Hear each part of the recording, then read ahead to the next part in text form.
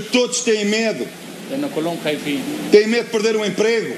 عشان وظائفهم. Eu não tenho medo de perder emprego nenhum. هو مش خايف إنه يخسر وظيفته. Isto para mim não é Coca-Cola, é Pepsi-Cola. ده مش بالنسبة له مش كوكاكولا. E este é o grande problema.